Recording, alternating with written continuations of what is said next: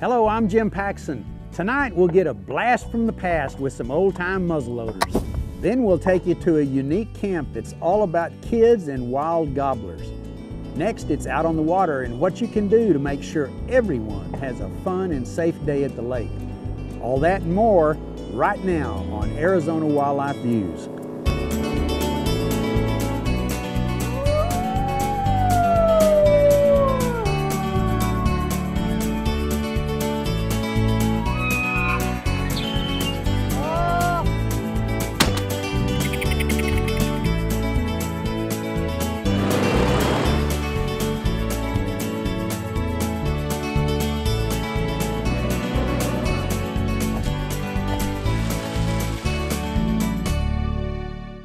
Arizona Wildlife Views is brought to you by the sale of hunting and fishing licenses and the Heritage Fund, lottery dollars working for wildlife. Some projects made possible by the Sport Fish and Wildlife Restoration Fund. Good evening and welcome to our show. Our first story tonight is about some pretty colorful characters and the vintage firearms that they use to keep some old-time traditions alive.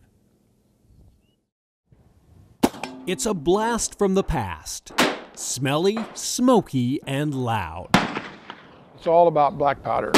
Stinks to some people, but smells good to me. These are flintlocks. The muzzleloader is the horse and buggy of firearms, a throwback to the days of Daniel Boone. It's called a Harper's Ferry. That's a replica of the same gun that Lewis and Clark used on their expedition. Muzzleloaders were used up until the 1860s. They were a big part of the Civil War. Today, they're popular with history reenactors, as well as hunters who enjoy special hunting seasons for muzzleloaders only. Three things to remember: powder, patch, ball. Powder. They also appeal to target shooters who like to take their own sweet time on the firing line. It's a slow-paced, very relaxed shooting discipline. That's because a lot of time is spent loading the gun. That's how she's done. And if you haven't guessed yet, they're loaded through the muzzle. This is a powder measure, powder horn, well, powder flask. I fill the powder measure up with a designated charge of only 50, 60 grains. Pour it down the barrel. Then I'll grab a shooting patch. And then you got to put some lubricant on there so it'll slide down easily. Take out a round ball. This is a 54 caliber, and my little ball starter, my light little hammer, run it down, then I cut it off. Then I'm going to seat the ball down on the powder charge. Make sure it's seated all the way. Put the ramrod back in, and you're good to go. Well, not quite. Muzzleloaders need a primer to ignite the black powder in the barrel. For a flintlock, priming powder is poured into the pan. Percussion or caplock muzzleloaders use a small cap. The cap's on the nipple. As you can see, a muzzleloader is not a fast machine, but that's part of the appeal. I like just a slower pace. I don't like to get up there and just go pow, pow, pow, pow, and it be over. Early each year, people from all over the country visit the Ben Avery shooting facility in Phoenix to show off their muzzleloader skills. People like Leo Holmes of Indiana. Just started shooting a muzzleloader. I like to shoot and started shooting a muzzleloader and enjoyed it and just stayed with it. So you got ears? Bruce and Terry Schwint of Wyoming. Yeah, we're both passionate about it. Yeah, we've been doing it over 35 years. Together, near 40 probably, together. It's just a lot of fun. And John and Ruth Kilgore of Oklahoma. Her dad got me to start shooting. Never owned a gun until after we were married. We've been married 40-something. 40, I don't know, 45, 46 years. You better do. She keeps track. They're all here for the Western National Shoot, a competition that started in 1992 and is sanctioned by the National Muzzleloading Rifle Association. This week-long event offers dozens of different matches, sorted by shooting style, distance to the target, and muzzleloader varieties. No, I'm not a shooter. I have family that do, but not me. Anything them. Competitors decide which matches to shoot. Then Joyce Vogel helps them select the appropriate targets. Like this aggregate here has a 25-yard target, and has a 50-yard target and a 100-yard target, all shot offhand. There's a lot of competition. There's bullseye competition at 25, 50, and 100 yards. There's silhouette competitions. There's a primitive match where people dress in costume. Primitive matches let some competitors flaunt their frontier fashion. My wife has made all of our outfits, her dress, my buckskins. If making costumes is not your thing, there's a Trader's Row that can help you play the part. Oh, we got a little bit of everything. We got boots, clothes, guns, you name it, we got it. If we ain't got it, we'll make it. But you don't have to dress up to shoot up some targets. That's what Leo Holmes is up to. It's different targets, 5 shots on each target for an aggregate score. Accuracy is very good, but the round ball is very ballistically poor. It's accurate, but affected a lot by the climate and wind and everything. This makes more of a challenge. Windy conditions can really affect the accuracy of a muzzleloader. Waiting on the wind, just waiting for it to settle down a little bit. It takes longer to fire a shot. He finally finishes his shoot, and the results are pretty good. It wasn't bad for the conditions. It wasn't great, but it wasn't bad. Not bad at all. Leo ended up winning several matches and setting some records for his age group. I've had my good days. Just about anyone here will tell you that any day's a good day to be burning black powder. It is a lot of fun. Several years ago I shot much better, but I still shoot. I'd rather shoot bad out here than do anything else. I enjoy it so much because my beautiful wife loves to do it with me. So it's a family sport for us. And of course, getting in the winter circle is always a lot of fun, but just burning powder. I love to burn powder, big boom, lots of smoke, and see if I got close to what I was aiming at. He's a pretty good shot. Pretty good. But when Bruce wants to show off, he often uses smoke and mirrors. So we're going to cock the gun, and I'm going to look through the mirror, acquire the target, set the back trigger.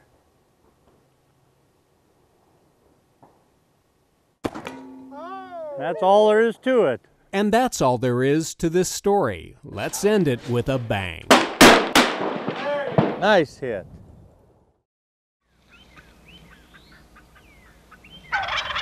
You hear that gobble, and especially when they're super close and you know they're coming, you're like, okay, I'm gonna get them, I'm gonna get them. And then sometimes they stop right out of range. He's been trying for the last 4 years, but this year, 16-year-old Randy Shin finally harvested his first wild turkey. And then I'm like, okay, I'm just gonna go for it. If I miss them, I miss them. I still gotta say I got a shot off at one. And then as soon as I saw him go down, I saw that fan go up, and then I took off to him. And then I'm like, yeah. That's the sound of excitement. It's awesome. You guys both get turkey calls. But for the organizers of this turkey hunt camp, for kids ages 10 to 17, it's the sound of success. That's what just gives me a great deal of satisfaction, to see the smiles on their faces and the kids having fun. Our wildlife depend on it. Without new generations of hunters and anglers, Arizona's, actually North America's wildlife legacy is at risk. After all, outdoors men and women pay for wildlife conservation by purchasing hunting and fishing licenses, guns and ammo, and fishing gear. Our hunter numbers are going down. Game and Fish Department that takes care of all the wildlife in the state is funded by hunters, and we're losing those numbers. And we're losing our political voice, and we're losing our financial voice. This free camp on Arizona's Mogollon Rim is an effort to reverse that trend. We look at this as a hunting opportunity to recruit young hunters. That is our ultimate goal, is to get kids that have never experienced this before. We're going to give them an experience that they're going to realize, that there's a lot more than sitting down in the valley behind their iPods and their TVs. It's about getting kids unplugged, offline, and outdoors, giving them an experience far more rewarding than any video game. We want the kids to leave camp with the desire to continue hunting, to continue being in the outdoors, and support our hunting heritage. That's our main goal of the camp, besides just having good old fun. And there's plenty of fun to go around. All kinds of outdoor activities and a chance to talk turkey. Box call is probably one of the more popular calls, one of the easier to use, just a real basic yelp.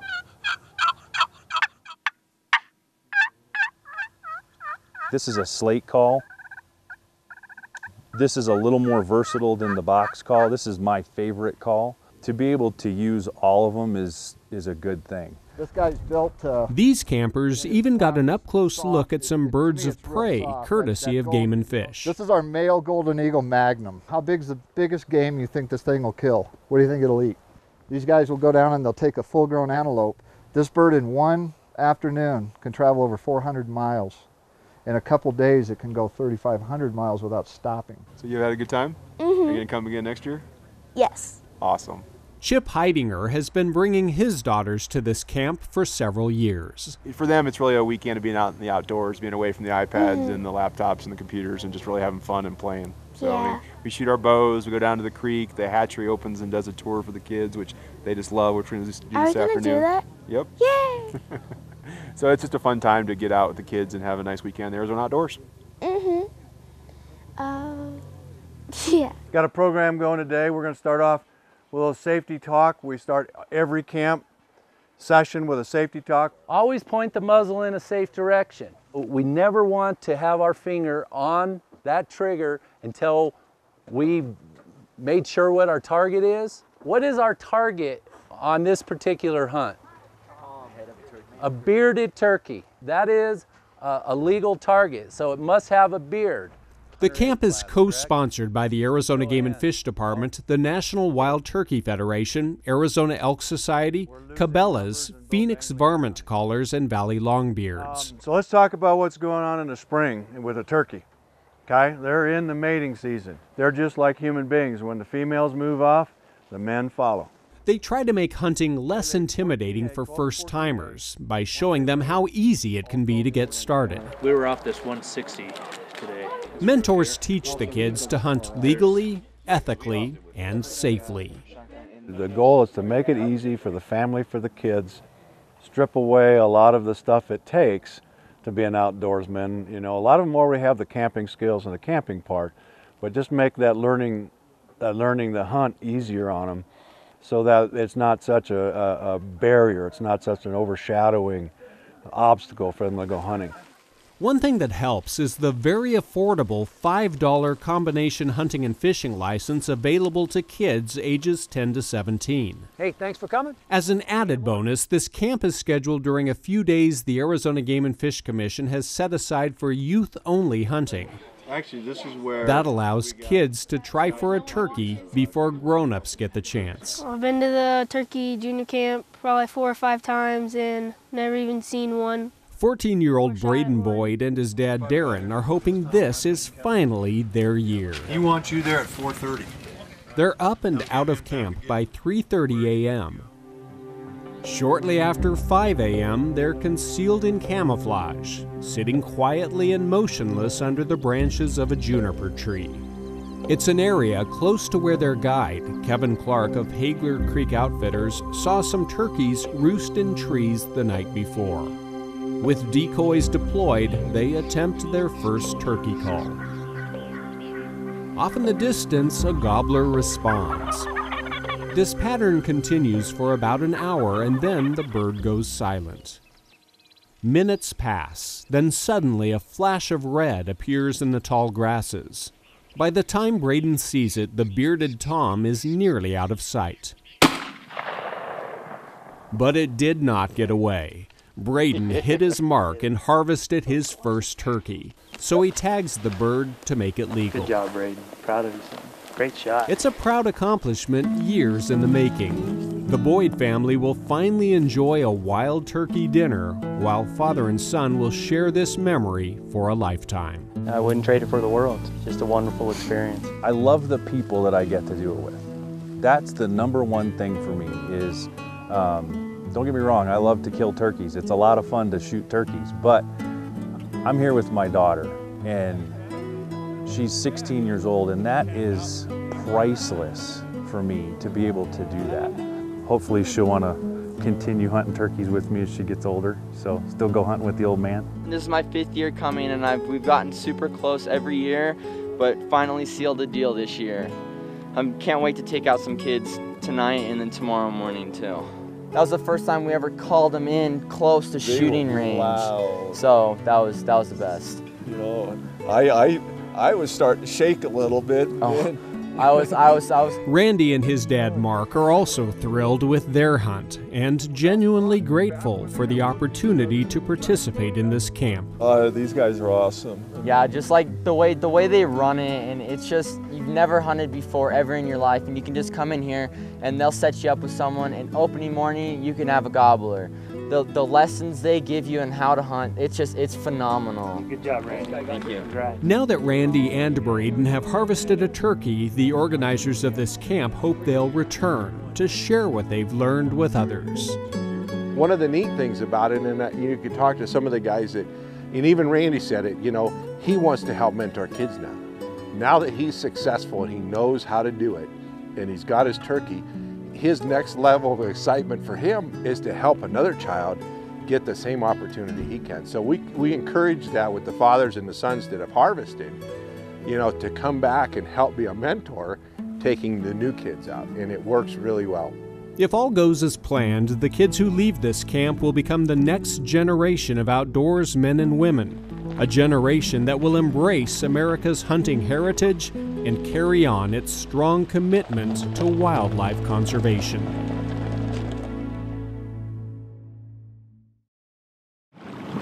Go for it! All right, here we go.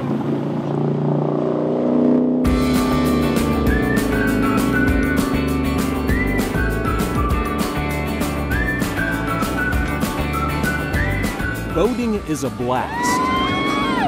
It shouldn't be a bummer. But fun can turn to tragedy when people act irresponsibly on the water. Boaters who break the law by not having the required safety equipment or by operating a watercraft under the influence of alcohol or drugs put themselves and others at risk of injury or even death. Wearing a life jacket is the #1 thing that you can do to prevent a fatality on the water. In an effort to save lives, the Arizona Game and Fish Department offers free boating education classes. Here's a free life jacket for you. And hands out free life vests and other safety equipment at special events like this. Sweet! But free stuff and friendly reminders aren't always enough. Sometimes boaters need a stronger message. All safety violations are getting a ticket. And an OUI checkpoint is an effective way to get that message across. The way it works is we actually are on the dock right close to the gas dock. At this briefing, officers from Arizona Game and Fish, the Nevada Department of Wildlife, the Kingman Police Department, and the National Park Service prepare to conduct a 4-hour OUI checkpoint at Lake Mojave. All right.